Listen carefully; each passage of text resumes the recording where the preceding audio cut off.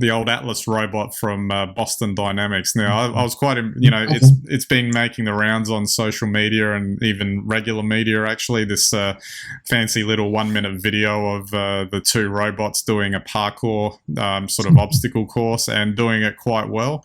Obviously, there's another video you can watch which shows the behind the scenes of them stumbling and falling on their face and all that sort of stuff, so it wasn't like totally perfect straight out of the gate.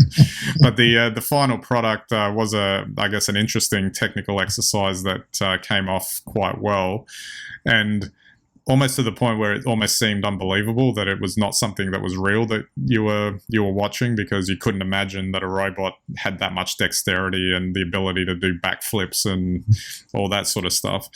And then it kind of inevitably led me to think about, applications. What would this be for? And we're always big fans of, computers taking over, well, I should say robots taking over the world type science fiction. My brain immediately thought, some AI gets in there, and then all of a sudden you've got a smart evil robot doing its thing. Obviously there's the more benevolent option of it being programmed to be useful in whatever situations, say dangerous situations or other types of manual labor work that might be too difficult for humans to accomplish, etc. Or even just as that sort of other sci-fi motif of the robot butler, if you've got enough money to pay for one. But it was an interesting technical exercise, I thought. Oh, look, I think these are amazing images, and it's amazing to realise, even with a bit of practice, what robots can do today. I mean, but I think we're at a plateau here. I mean, this particular video reminded me of a video from a couple of years ago where an Audi race car went around the Nürburgring, and it was driven by AI. So the car wasn't programmed to go around the circuit.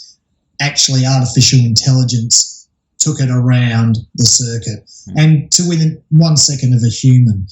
And I think we have to remember that, when you look at the second clip and you see these robots falling over and, failing, and then you look at the other clip, you can see what they're capable of, but you can also see the gap now that needs to be bridged. And I think, just at a guess, maybe that's 10 years before these robots would be capable of the movements that we can see them now capable of lifting heavier weights than they could, even 5-6 years ago, and capable of being functional because their artificial intelligence is at a level where they can be programmed to do more things and just avoid obstacles or target single outcomes. But wow, it's impressive, and it goes to show you that, another 10 years or so, we're going to start to probably see robots more and more in our everyday lives.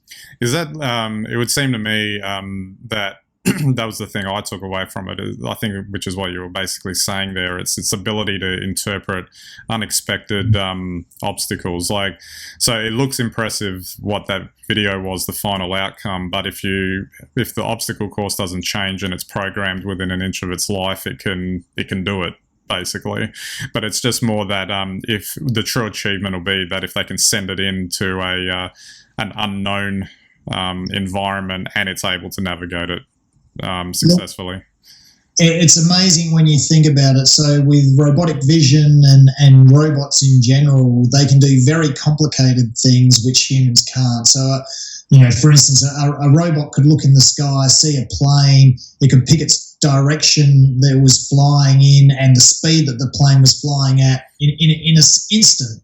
A human would just give a guess. However, if you ask that same robot to make you a sandwich or to open a doorknob, so they almost can't do it. Yeah. So the simplest things that we as humans do, robots really struggle with. But the most complex things that humans do, robots actually find really easy. And what we're seeing here is robotic movement and robotic ability that's bridging that gap. They're getting closer to being able to do the things that humans can do quite easily. The question is, though, is how do you make that more intelligent and more intuitive? There's no point in having a robot like one of these Atlas robots if the only thing it can do is make a sandwich. It needs to be able to do a sandwich and parkour at the same time. And that's what I'm saying is the next step. When they can achieve both tasks, then you're going to start to see robots in our everyday life. Which you can then order off Amazon for your it could deliver it. It could deliver itself to you in that respect. Let's face it. There's no point in having a robot training buddy if he can't make lunch for you afterwards.